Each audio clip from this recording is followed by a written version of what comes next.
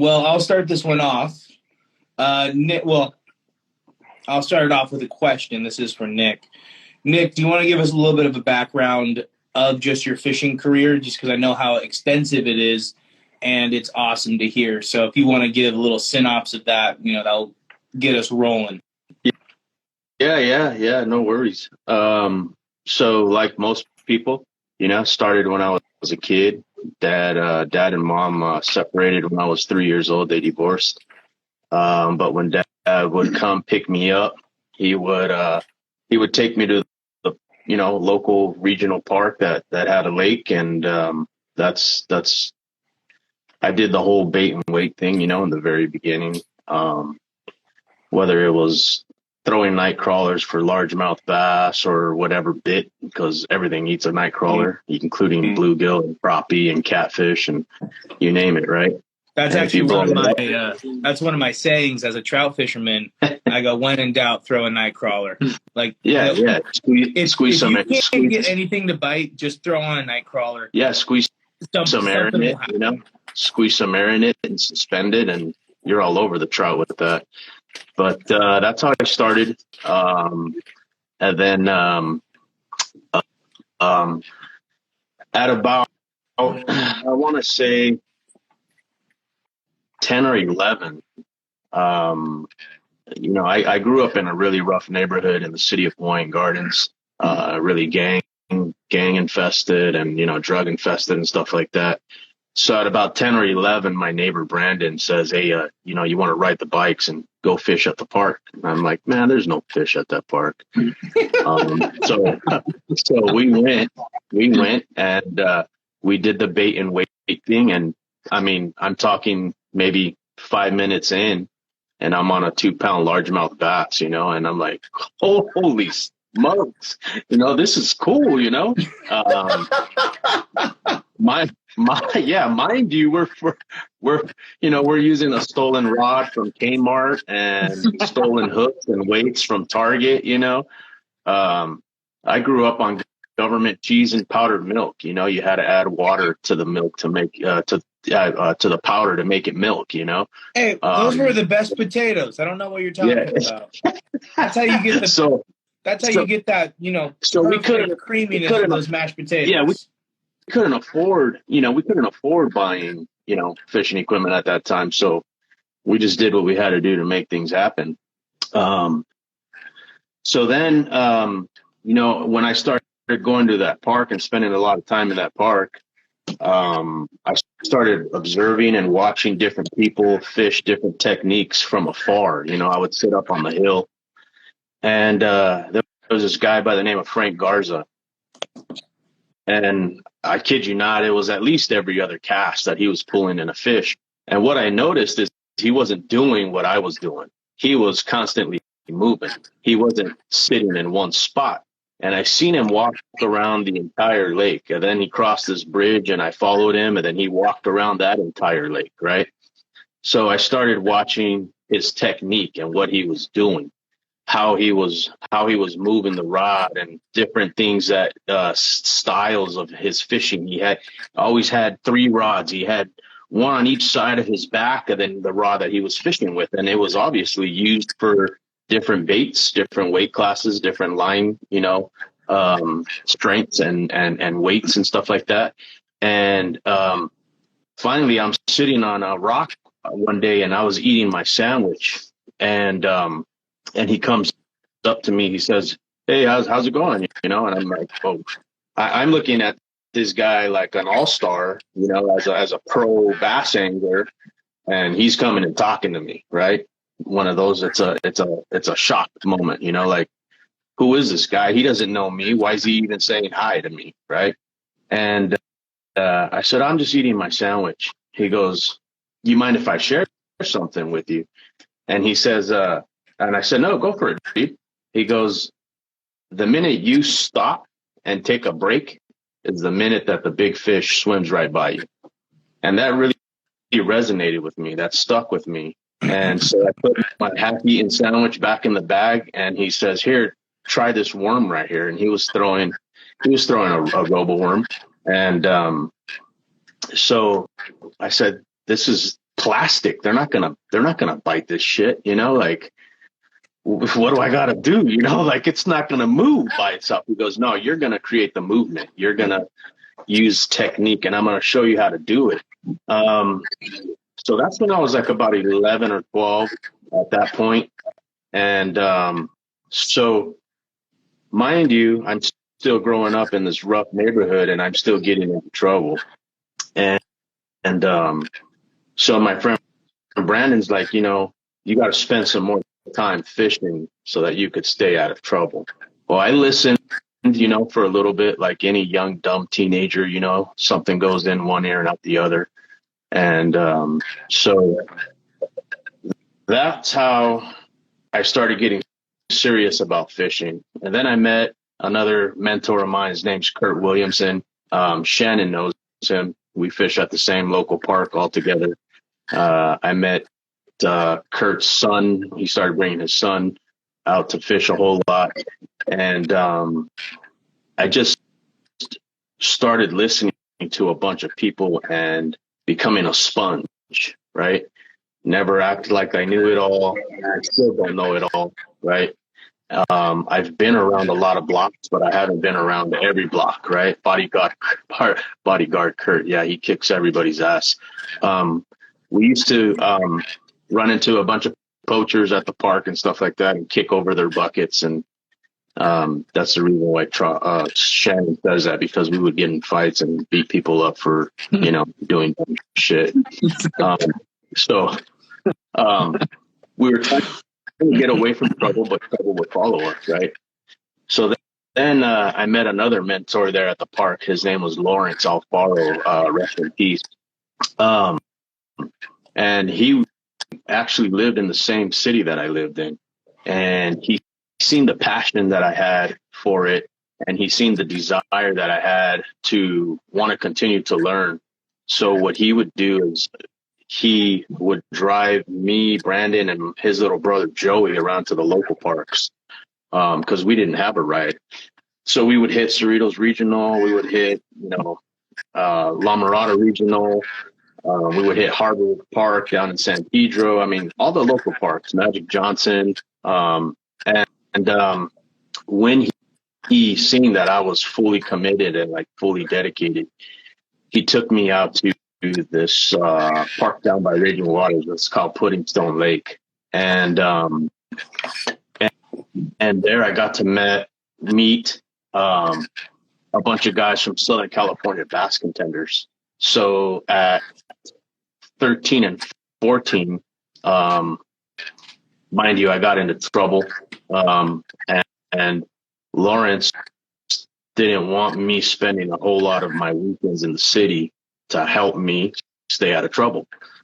So he got me into Southern California bass contenders when I was like 14 years old.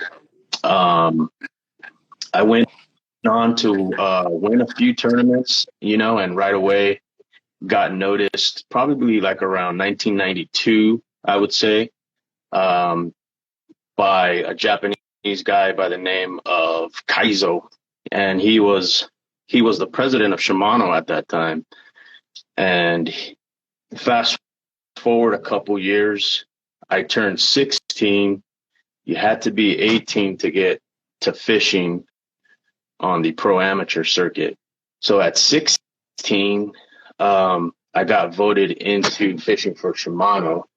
And at the same time, and that was probably around, 92, between 92 and 95. Okay.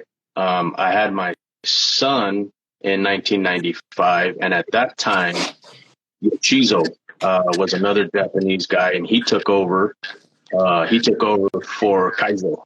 Yoshizo is the one who really pushed for me to get sponsored by G. Loomis at that time. So Gary Loomis sold to Shimano in 1997.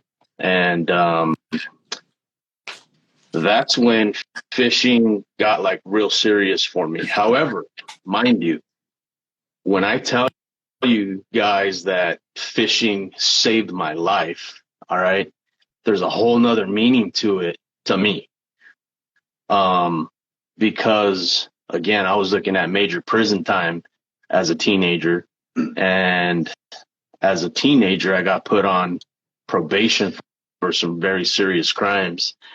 And at the same time, in 1995, I had my son, Nico, who's now 26. And that was a big game changer for me, right? So fishing was good. Fishing was fun. And then I started getting a whole bunch of backlash for fishing other people's products, right? And at that time, like, I wasn't making a shit ton of money like the guys are making now, right? You, even though you fished for a career at that time, you still needed something to supplement your income, number one. And number two, medical benefits. Okay.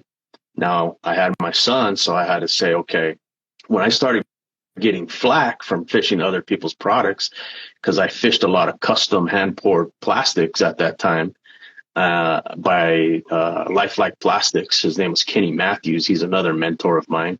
I said, you know what? It's becoming political now, and I'm going to have to walk away from this. So that's when I decided to just separate myself from the political aspect of fishing, because what was happening is it was taking the fun away, right? It was taking the meaning of what fishing meant to me away. And I didn't want that. I didn't want to lose the passion for fishing, because I have a deep down desire to fish and pass that on, right? So left Shimano, left G Loomis, and went to work a regular, full-time gig, and support my son. So at that time, I was growing up with Tommy from Performance Tackle. I went to junior high and high school with him. He's the one that wraps all the rods at Performance Tackle. And at that time, he worked for a captain by the name of Sean Morgan on the city of Seal Beach. I've never fished saltwater at this point. And for years throughout school, he would always bug me. Hey, come on. You got to jump on. You got to jump on. Dude, I was scared shitless, bro. Like, I'm going in the middle of the freaking ocean, not knowing what the hell's out there, right? Not knowing what I'm going to hit, not knowing what kind of, dude, I knew nothing about weather, nothing about conditions, right? So finally he convinced me to jump on.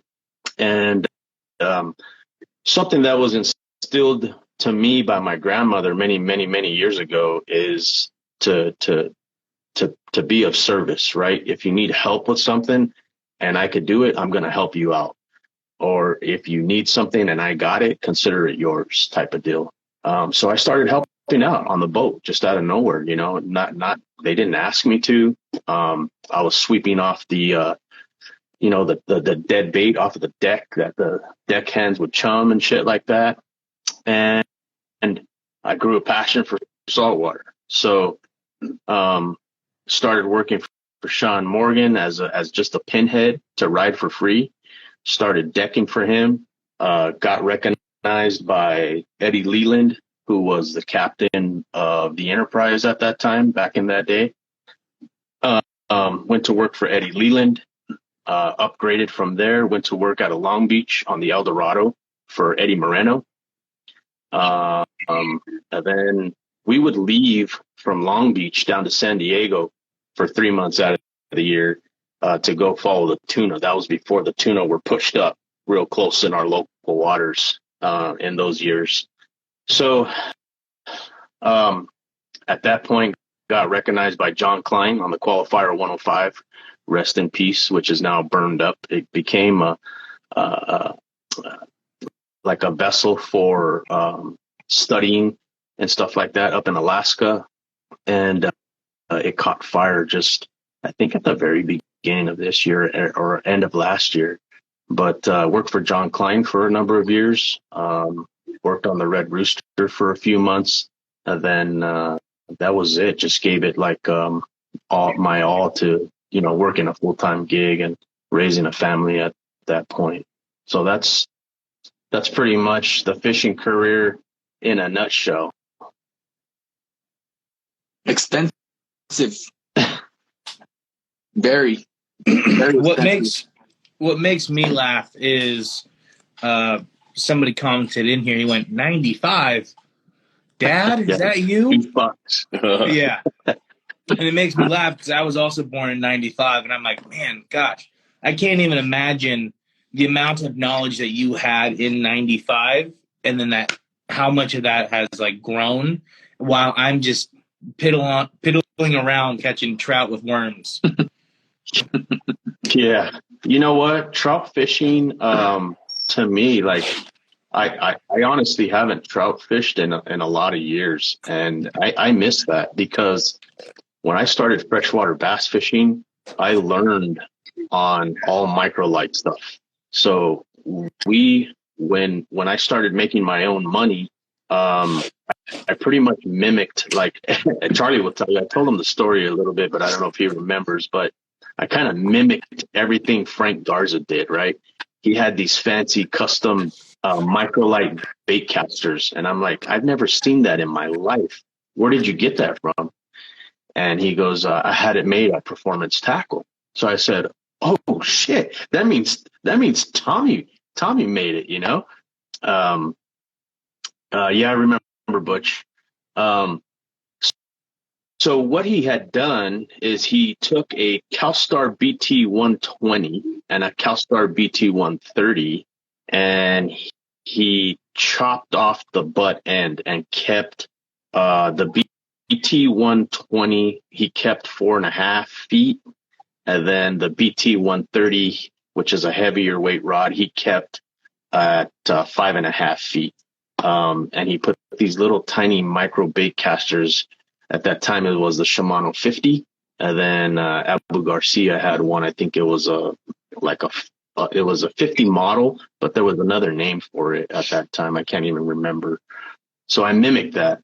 And then what I did is when I had a little bit of extra money, because this is how Frank Garza would go fish. He would fish in Docker slacks and a button-up, like short sleeve shirt. So I went to the freaking Goodwill, okay? And at that time, it was called Chalk Hospital. I bought like Docker slacks for like $1.25 a pair. And then I found some Docker button-up shirts to kind of go.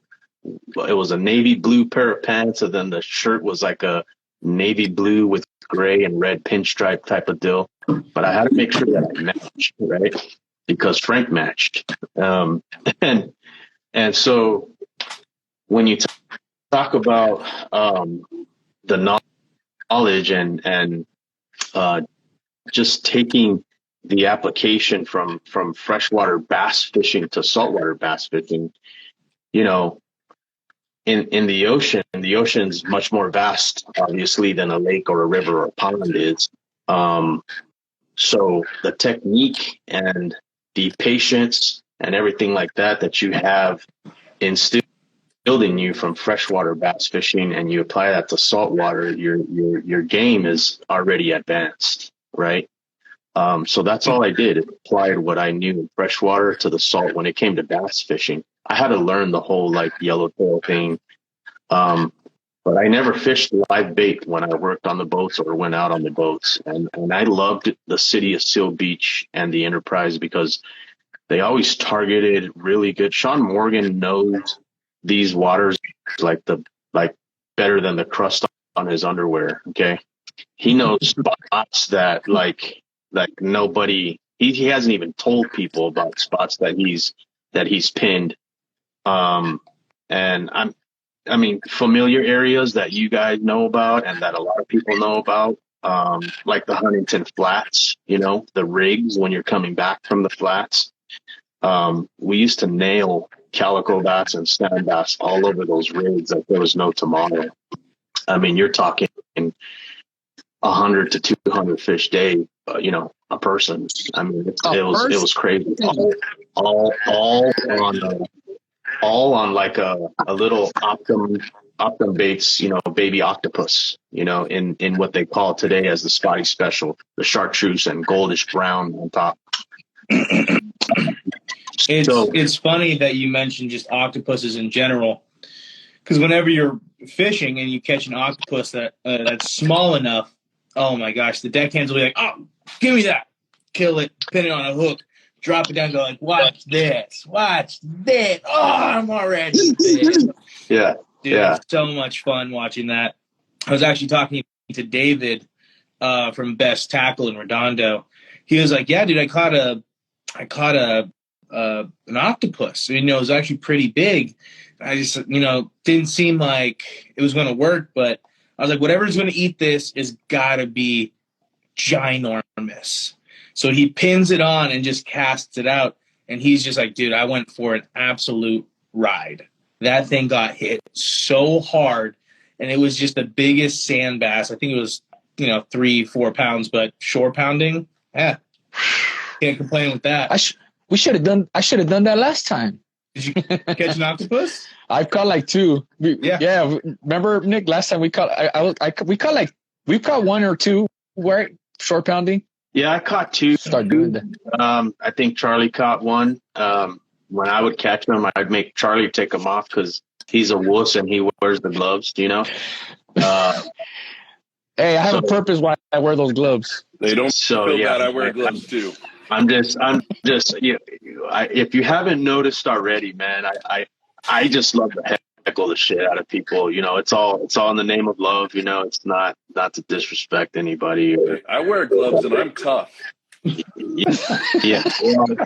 Looks could be deceiving. Because we did pull out and take off, and you kind of turned your boat around. Hey. So You turned your boat around. Hey, that day I was like, Luke, I'm glad you turned around. I was clenching in my pants. It depends on how tight it fuckers up.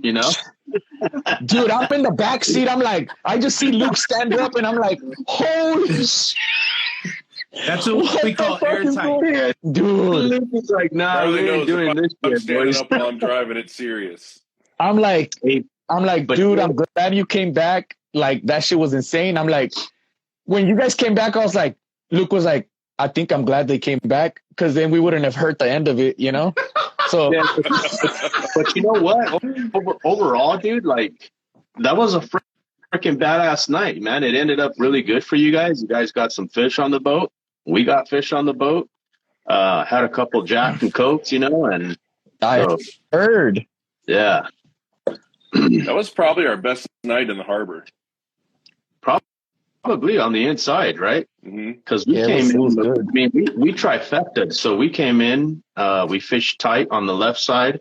Got some sand bass over on that end, and then we crossed the way, fished that rock piling I told you about, Charlie, and it was the other cast on the spotties right there.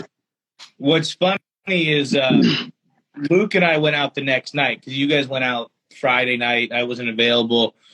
So Luke was like, all right, well, let's go out Saturday. I went with him and his boy.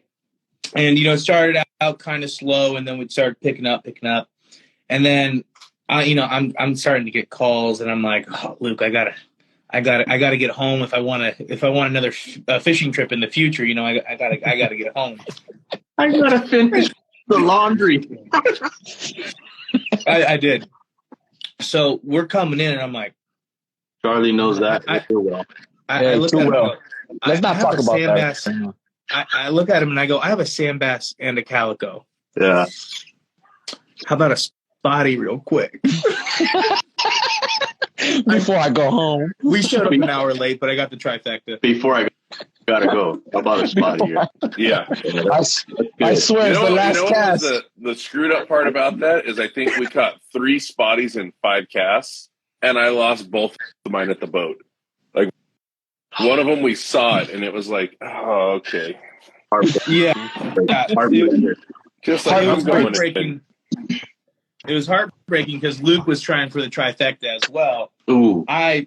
Luke and I pretty much almost doubled up, and then I landed mine. Luke's popped off, and then he was like, dang it. So he cast it again, hooked it up again, got this one closer to the boat.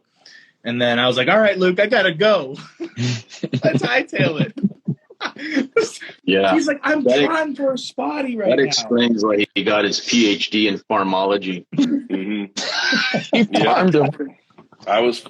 You know what? I don't mind if I farm it on a spotty. Dude, that night, I shit you not, that night, fucking T lost a monster calico, man. A monster calico. I mean, he's cranking them out, you know, and he swings his rod around like this to try to bounce it up over the lip of the boat. The head on that thing, oh my God, dude.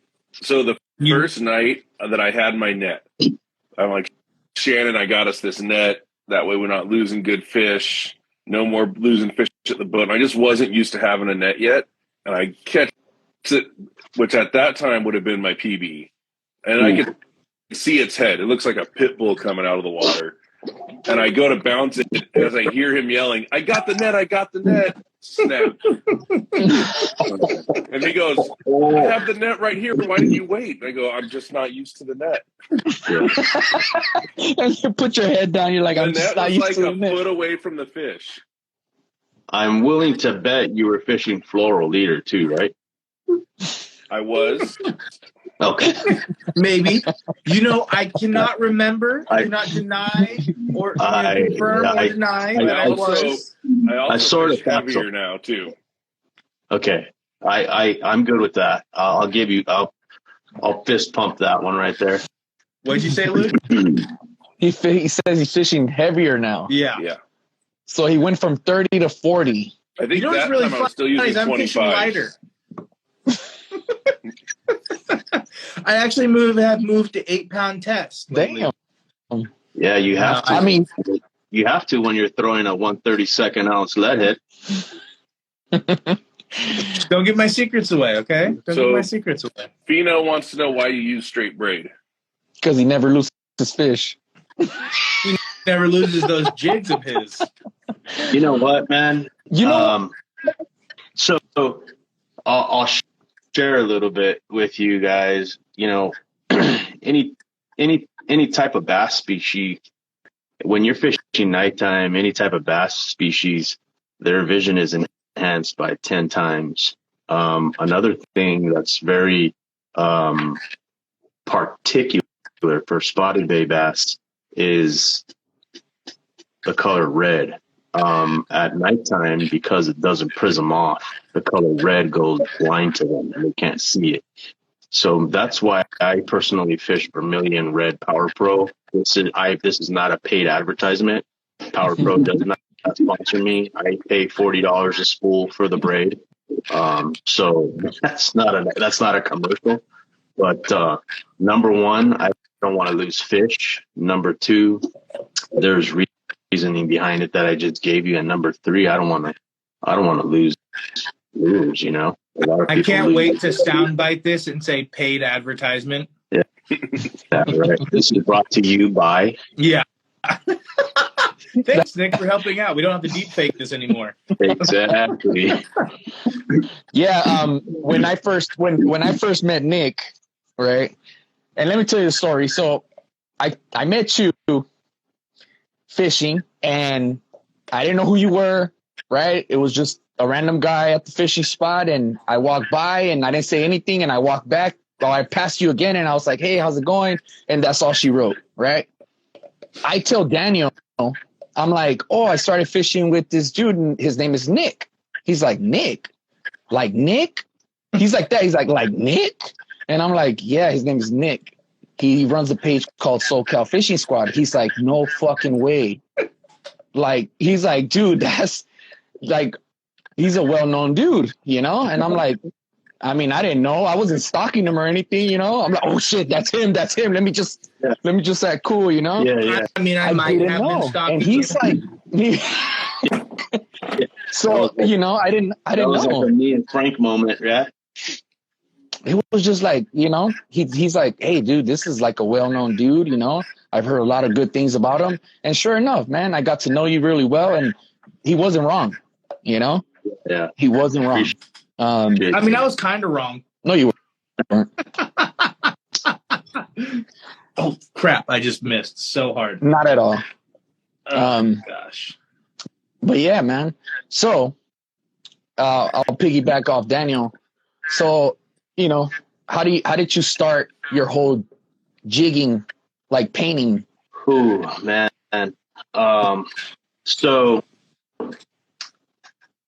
you guys are familiar with, and if you're not, um, I was actually at LA Fishing Alliance. The LA Fishing Alliance, I give Dean a whole lot of credit for a few reasons. Number one, he opened during COVID. Like, it was super bad timing, right? But he had a desire, he had a passion, and he had the heart behind to want to do something and kind of change the pace, right, of things, bringing a different aspect to the fishing community and camaraderie. So I was in Save on Tackle one day, and there's this guy that goes, his name is Jose on Instagram, and he goes by, his nickname is, I think they call him Chalino. That's his little nickname. And he showed me this purple swim bait, and I said to myself, holy shit, that thing is fucking dope, right? And so I messaged him later on that evening on Instagram, because he posted it that evening, and I said, where'd you get that at? He goes, it's this new shop over in San Pedro. So I called from work. I called the next day and said, hey man, you guys still have any more of these purple baits, in stock? He goes, yeah, we have some of the 5-inch and we have some 7-inch. I'm like, okay. I'm like, where you at? Got his address, and I went down there in the evening time and picked up these baits. And they're raised swim baits, right? I've heard of Gary, and at that time I didn't really have I knew Gary cordially just from being in the industry, not a one-on-one brother type relationship like I do now, right? So while I'm there in the shop, Dean pulls out this package of skirts, and he goes, you guys fish jigs, right? Yeah, we fish jigs. So he throws me a pack, and it's got like this goldish with black kind of skirt in it. And right away, it reminded me of a Jordan shoe, because I'm a sneakerhead. I'm a shoe collector. It reminded me of this Jordan shoe called the Defining Moments. And that shoe was designed based off of all of his highlights and his defining moments of his career. And it was black, and it was gold, and it was a little bit of white. So I told Dean, dude, how sick would that be if, and right away I'm like, well, you could always pin it on a black warhead, right? Mm-hmm. And me being color coordinated and matching,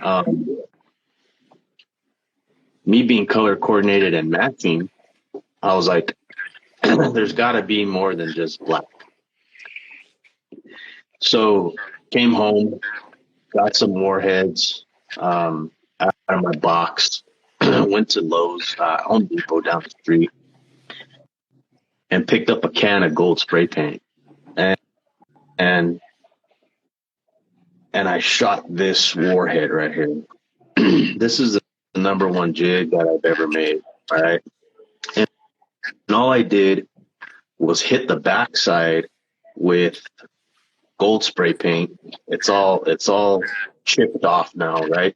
But that's the color that really inspired me to create a jig based off of the defining moments. And so I said to myself, man, I painted it, but how am I going to protect it from chipping, right? Because let's face it, lead is a soft metal, right? You ding it up against shit, it's going to chip eventually. It's not bulletproof. Okay. So I said, well, how am I going to protect my paint job? Because that's like the most important thing, especially if you're putting that much work into just painting the heads alone. And then you're like, man, these already chipped after one throw. Right. So you take a look at that one right there, and those are the original eyes. Okay. Right there. Mm-hmm. And then you could kind of see the lump in the back. That's because I used a 2-part epoxy and a paintbrush and just painted over it.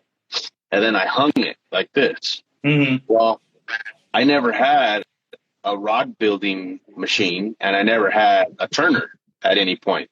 So I would have to let my jig heads hang dry. Okay. So that created a lump here. So I would have to take a razor blade after it was dry and cut that lump of epoxy off. Right.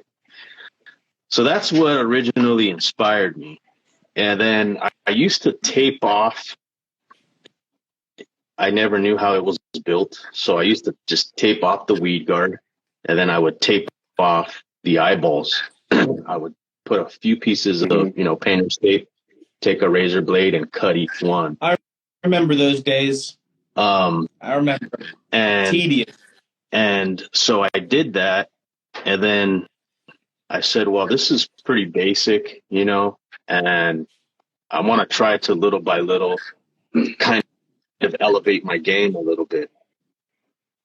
So I remember being at San Clemente Island with Gary, and we're smacking him. It was a tough morning, but we found a rhythm, letting baits just sink out and finding that water column. And at that time, Gary was pouring, for only LA Fishing Alliance at that time. And I told Gary this, I said, how sick would it be if like there was a collaboration between you and LA Fishing Alliance, and Dean kind of made like, how he has the LA, his shop logo. Mm-hmm. How sick would it be if you did like a purple and gold Laker colorway, since it's LA, right? And then you poured like a purple and gold swim bait. Gary went home and poured the swim baits, So like a month later, he drops the lake show, right? It's purple with the gold tail. So I'm like, oh shit, I got to paint a purple and gold head to go with it, right? Again, just the basic job, taped off. Now, is that gold flake that you have in that too? Yeah, that's gold flake. Yeah. Which throws light even more, which gives it a lot of contrast and depth, which is even cooler. Yeah, so we fished that, started hammering them, and then for the longest time, I gave one to Dean, and I gave one to Gary, and then Dean was super busy, and life happens, and he's got to take care of the shop, and he's got a bunch of things going on, But for the longest time, Dean always kept that bait, never gave it away, never threw it in somebody's bag as a giveaway or nothing. I always seen it hanging on the pegs. And then he went out rock hopping, and Danny Perales, owner of San Pedro Sticker Co. and Roots clothing brand, went and photographed the whole session that they had out there, So Dean sends me a picture, nice size calico, on that bait. And I'm like, oh shit, that's a nice calico, And at that point I said, all right, I'm kind of tired of just like the basic, like 2-color thing. And, Charlie will tell you, I'm not a basic person, it gets boring to me, you know, and that's the whole thing of me having a graffiti background too, right? Just seeing people do regular bombs or burners with two colors, that's cool. It looks good. There's a sashimi right there that I believe he's holding up. That's an original piece.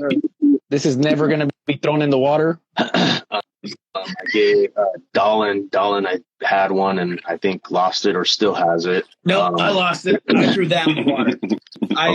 I said a prayer to Poseidon and went, take this offering for a good year of fishing. Yeah. No, I fished it and then I lost it. Let's see what I got. And then because of the prayer that you gave out to Poseidon, I said, you know, we're gonna create a Poseidon swim jig, you know. So started doing like a 3-color thing, right? But still doing the tape off on the weed guard. You could see it right there, you know. And still taping the eyeballs off. There's the Poseidon. All mine are in my tackle box right now, getting ready to keep so now, mind you, the whole time I'm doing this, I'm leaving the base coat that comes direct from Warbaits, from Afrin, right? And I'm doing my thing on it, and then I'm clear coating it and stuff like that. So, and they started, you know, they held up very well. But then again, me being me, I said, there's something else that I could do. There's something better, you know? So then I said, I'm going to start throwing like a custom eyeball on there. Right. So started peeling his eyeballs off, and then also started pulling his weed guard out and, putting my own weed guard in there. You know, this is a spotty special colorway. This is not even released. It's a 1 of 1. I don't know if I'll release it. I probably will, and put it out there. But that's how I started being innovative. And I said, you know what I'm going to do is I'm just going to start peeling everything off, take the weed guards out, take the eyeballs out, and strip all the paint off. So before I got plugged into a cousin of mine who has jet stripper,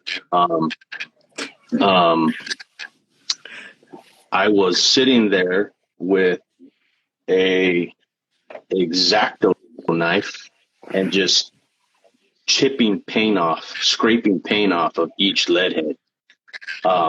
So it would take forever in a day, right? It would take me a week, no lie, just to strip lead. I just want to celebrate the fact that you're telling this story and talking about how time consuming it is. And then the last post that you just made was like, I finished 100 in an hour. Dude, I was so I just wanted to show, you know, that growth process that you have worked up to, but also just achieving that, because the whole time that we have been here, I've been pouring molds. Yeah.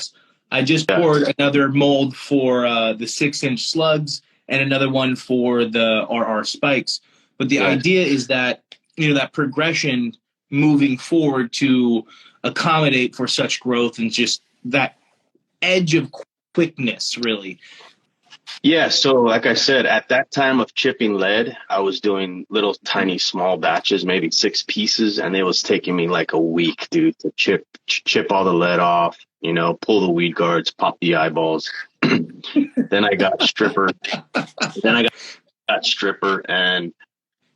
cut it down. Stripper. You hired a stripper. She comes every night at about 8 p.m. I narrowed it down to like 3 days, right? So I start on a Friday, Saturday, Sunday night, I would finish up.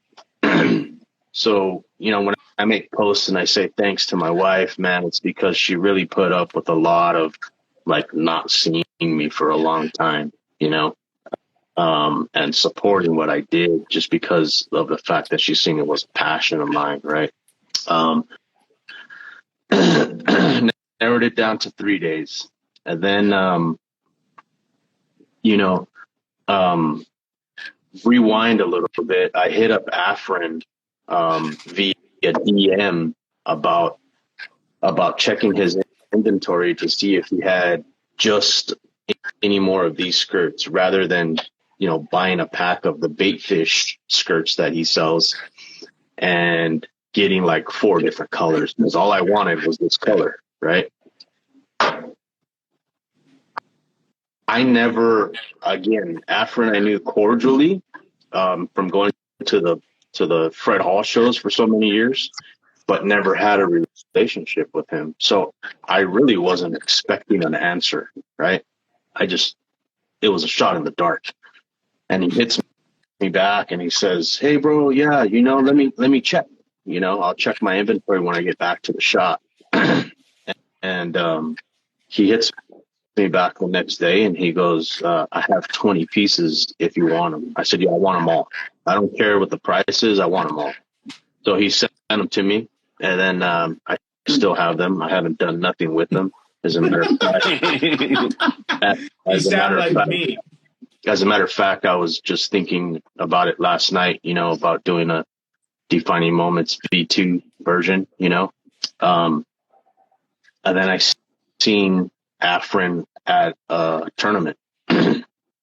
And this is what he said to me. He said, "You know, for as long as I've known you via social media, I've always felt that you're a very respectful guy, and I appreciate you, and I respect who you are, and I really like what I'm seeing, the progression like you're talking about, right?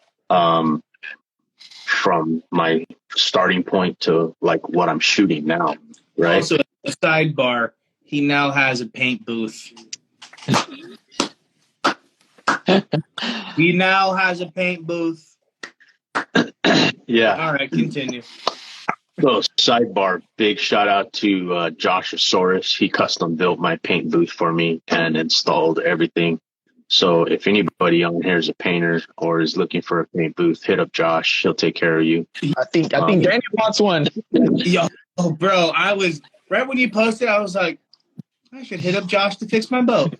I texted him the next day. I was like, "Hey, do you also do boats?" Everybody's trying to help you fix your boat except for you. I was just talking to him about it today. Tell him, Luke.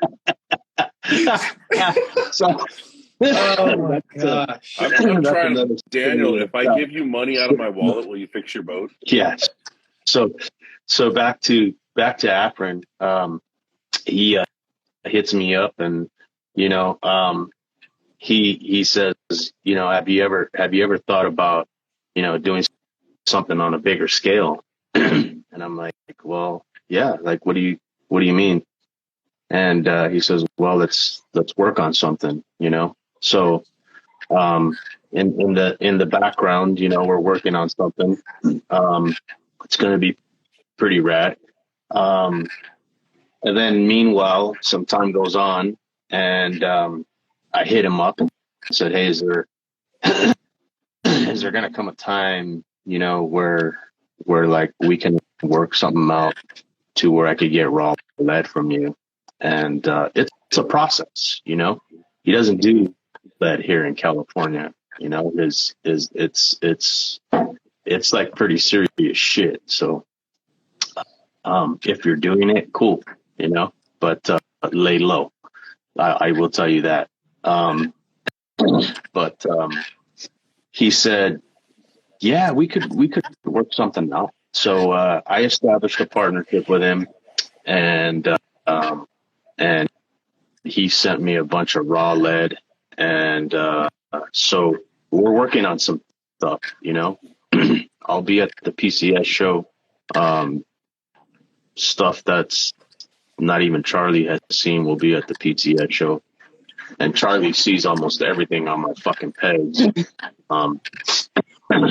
So keeping Charlie secrets just from comes Charlie by purely to look at the pegs. So when when he comes over, and I know he's coming over, I'll take some shit off the peg, and I'll put it. Nick will start hanging stuff that's like, he's like, okay, I don't mind Charlie seeing this. I don't mind Charlie seeing this. We're going to lead him down over here so he doesn't see this stuff. Right. You start setting him up like that. Right. It's funny because he does do that, right? He doesn't show me sometimes. He's like, I'm working on something, but you can't see it, you know? Why tell me? You know I'm going to ask. He wants to make you suffer. That's why he told you.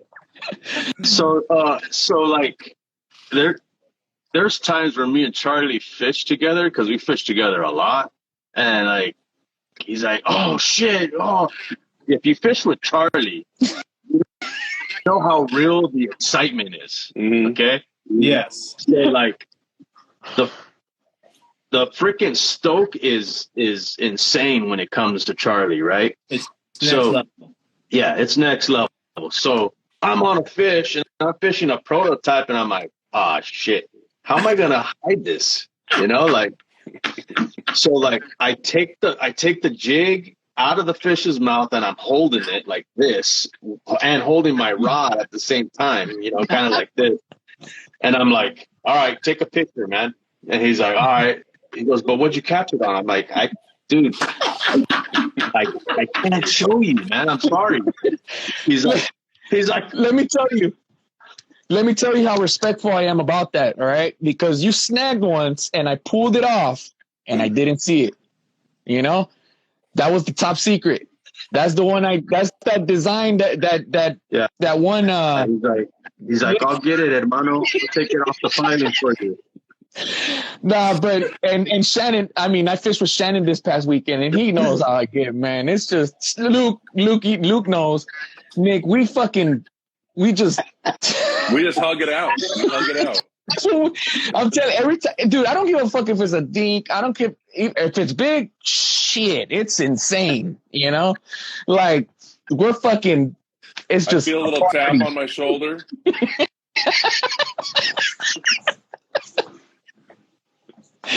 But and, you know, and it's the same for when I see somebody else catch a fish. You know what I mean? Like the stoke is real, man. Like to see somebody catch a fish, you know, it's like, oh shit, it's a fish. You know, it's vice versa. If you're having a bad day, then you got to kind of be quiet. Like, I'm not having much fun either, Charlie. Yeah, right. So fishing with Charlie has always been fun. That's the whole painting in a nutshell. You know, this is something kind of new. I don't know. A few people have seen it. A few people haven't. But yeah, you've been doing those. Those are really cool. I got bored. I got two more questions. Of the regular neck breaker. You know, after friends actually working on getting some raw neck breakers to me, and I'm gonna paint some up with him and get out there and smack them. You know, that's the latest and the greatest stuff. And then, so Nick, I got two questions. Go ahead. That might lead us into kind of the show. Yeah. The first one is: will you be dropping anything at the show in March? So there's some without, you know, telling us too much. There's a little bit. I don't want to get you in trouble. Yeah, there's a little bit of criteria when it comes to, you know, doing that at the show. There's certain expectations that the show presenters have of people that are going to be showcasing and selling or just, you know, advertising or whatever. But there might be some surprise stuff. I'm gonna say yeah, but just keep in mind that you know, I can't say like how much is gonna be there. I can't say what's gonna be there. You know, I'm not looking for any of that, but to create some hype that will probably sell out like the first day. That's gonna be cool. You know, Afrin's gonna take some hats, and somebody wants to buy a hat or something. You know, he's gonna sell them at, you know. So that's kind of where I'll leave it. You know, I can't give any numbers or specifics. I am going to showcase quite a bit of stuff that hasn't been seen. Like I said, Not even by Charlie. not even by my son. You know, I'm excited. So this is going to be a lot of fun for sure. And it is. It's gonna be. I'm stoked for you, man. I told you since the beginning. You know, I'm super happy for you. Like, you know, ever since, like, no, for reals. I'm serious, man. Like, you know, I'm laughing at Josh. Yeah, Josh in the comments said that he's going to bring the paint. Josh wants me to take the spray booth to the show and do a live painting session. But you know, it's good to see the growth, you know, like from when I first met you to how you be, like what you become, man, you know, and you're a big brother to a lot of us, you know, especially to me, you know, you've helped me grow a lot too, you know, in my fishing, right?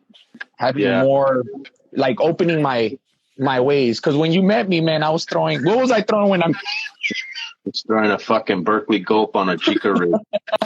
I like it. No. It wasn't even the Jika rig. It was the Jacka. I'm gonna draw it up. It for you. wasn't the Jika. It was the Jacka. No, I was on a regular Ned head. You know, it was the Ned head. It was a Ned head because Daniel knows. There you go. Throwing. But you know I'm gonna be straight up with you. Like I dubbed that the Marina Del Rey special. Charlie's right here to my right. Hey, man. It took Charlie a while to break out of his shell of the Gulp and Ned rig. But Charlie, you have also shown a ton of growth. I mean, look at you. You just caught your 5.5 pound calico the other day on the 7-inch sugar shaker? Yeah. Dude. 6-inch sugar shaker. So I mean, even myself, even with just pursuing baits, has steered me into a way of just trying to learn different baits and styles of fishing, which has been a ton of fun. Yes. So, I mean, before, you know, one other thing that really inspired me to paint was, you know, number one, the graffiti background. I was aerosoling everything in the very beginning. You know, I had never touched an airbrush in my life. And James Collins, who works at Melton's Tackle and has his name is the 733S iRod is actually designed for him. The Collins special. He hit me up on the DM because he's seen my work, and he's like, "Hey man, you know, I have this airbrush and I'm never going to use it. If you want it, it's yours. Just come and pick it up." And so that's what I did, man. I went over and I picked up this box. It had the airbrush in it. It had some Pantone, you know, cards. Had some paint in there. And I'm looking at all this and I'm like, what the fuck is this, you know?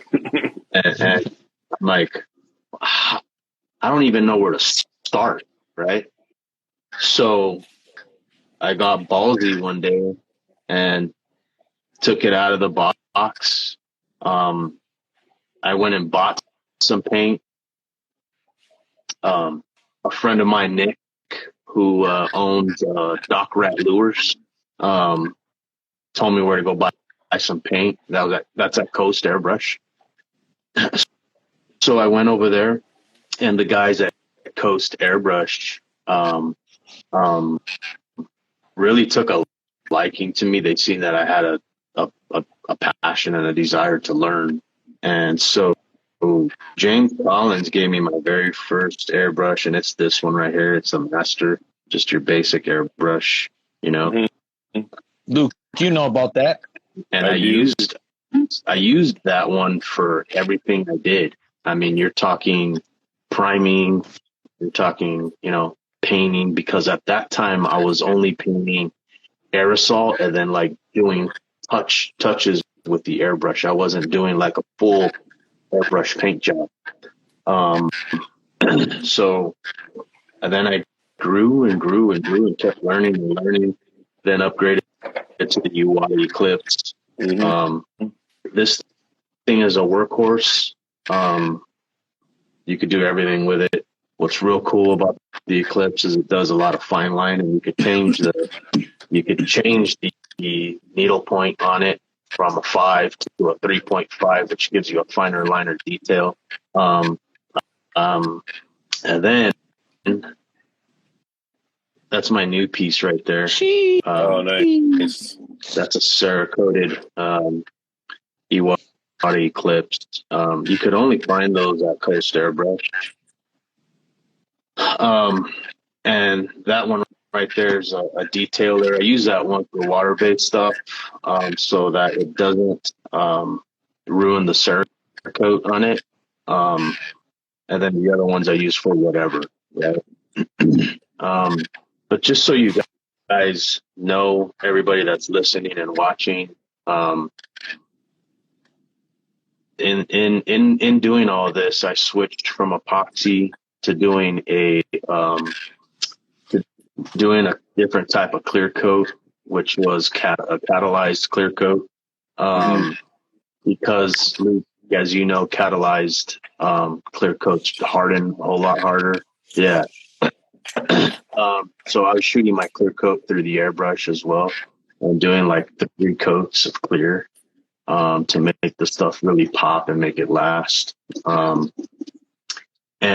now the owner, Dave at Coast Airbrush, again, like I said, took a liking to me and He's a really nice guy. Turned me on to some product, and now I'm shooting a clear coat that's pretty much like NASA technology. It's a clear coat that they use on the Hubble telescope to protect it when it's out there, doing its thing.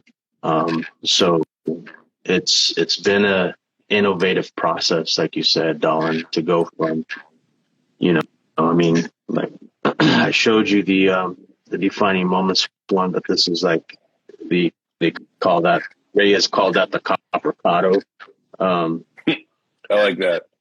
You could see the paint on the end of the weed guard right there because it was shot with aerosol, but you could also see the lump right there on the top of the head. Yeah. So again, an original piece that I still have hanging. James Collins was my inspiration to pick up an airbrush. Go ahead. So we have a question from the chat, which is, what is your favorite shore pounding setup?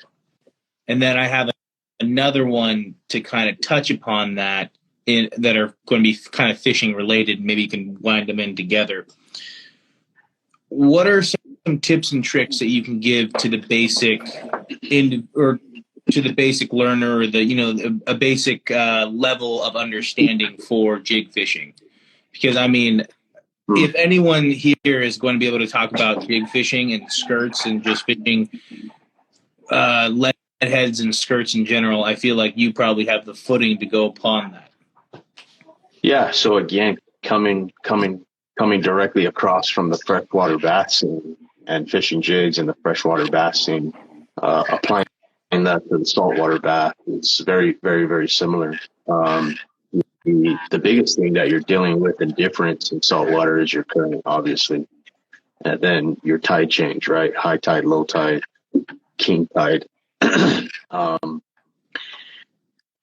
It was really basic for me in the beginning, but you could ask Charlie now. I get into deep thought about planning, and T will tell you this too. The whole moon phase, the barometer pressure, whether it's an ingoing, outgoing tide, whether it's a high tide or low tide, whether it's a slack tide, whether it's a swing tide, all that comes into play. So I won't get too complicated, because for the new guys, they'll eventually get there and they'll learn it, but just take a note of what I said and start looking into that, right? But when it comes to jig fishing itself, it's kind of like, I can't remember the guy's name that you had on that talked about the spin bait. Bogo baits. Bogo.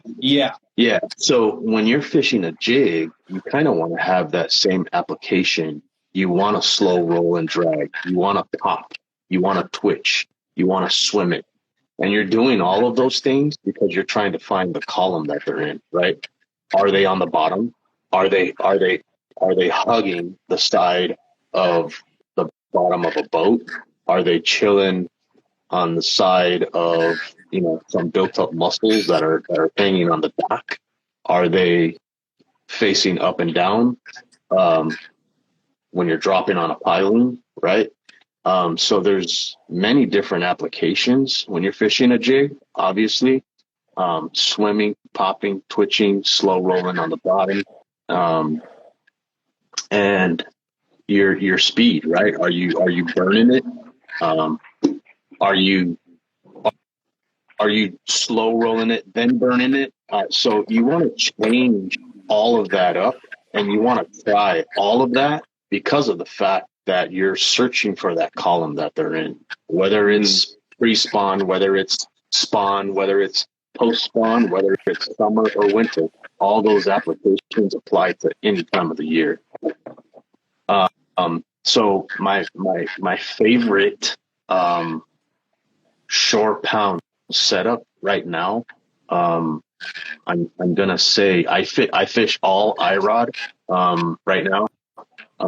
So I have two favorite setups. Actually, I have three. My go-to right now is the 764 spinner. Before that, it was the 733 spinner. The 733 spinner is freaking phenomenal. Okay. It is. I tell you that because I have fished the living shit out of that thing. It's going on 3 years old. Now, Charlie will tell you I take really good care of my shit. I don't toss my shit around. I'm very careful when I load it in and out of the car. But I've stuck big, fat spotties on it and bounced them over railings and over docks and hanging them over the tail end of yachts, that are sticking out. Nothing's happened to that. Nothing's happened to that stick, man. And even if something did happen to that stick, they got a phenomenal warranty. So that 733, I fished for a very, very long time, and then T turned me on to the 764 when it dropped. That 764 fishes very similar, but that backbone loads up real good, and you could really just do one of these type of things over wherever you're fishing. And then the 764 caster, I stuck a shit ton of fish on that rod before I had the 733 or the 764 spinner. So the 764 caster with a Tranx 200, 40-pound vermilion braid. That 40-pound, huh? Those are my go-to, man. Charlie will tell you, I got sick of losing a bunch of fish, and that's just the name of the game, man. If you're gonna go, especially if you're gonna put that much time and effort into it, or if you're like a lot of people and you only have that one day a week, that one day bi-weekly, that one day once a month. Mm-hmm. I don't want to lose the only fish I catch. Right. I don't want to lose the two bites I get. Right. You know what I mean? Especially if I'm all right. The moon phase is perfect. The high tide is perfect. The slack tide, the whatever tide. I know exactly where I'm going to fish depending on that. This, that. I want to set myself up for Success. in a way that I know that I'm comfortable with what I'm about to do, but I'm also confident in myself. You want to be efficient, you know? Exactly. When you talk about planning and you talk about rod specs and lines and whatever bait you're going to use, don't think that just because I'm a jig maker, I only fish jigs. I fish jigs for a certain reason. I fish the jigs that I make so that I can prove that they work and they catch fish, right? Kind of like Dolan, you know, you fish the baits that you make because you want to make sure they catch fish, right? Whatever it is, you know, whether it's the dragon tail, whether it's skeleton craw. I fish raised swim baits in the wintertime. Those things roll really, really, really freaking dope. The 5-inch weedless. I fished a bunch of different crawls. If you look at this crawl right here, it's a crawl that I had made by 1-6 baits. You know, The one-legged bandit. If the trailer does something for me and I like it, I'm gonna go balls out. I'm gonna get a whole bunch of them. You know, I fish sudden impacts. I fish the little minis on the A rig. I use the shit out of those on the A rig. I think for me they swim the best on the A rig. And then I'll have another A rig for the island, and that one has the 375 Reyes on it. So it's just all about, you know, what kind of conditions you're fishing in and the application that you're going for.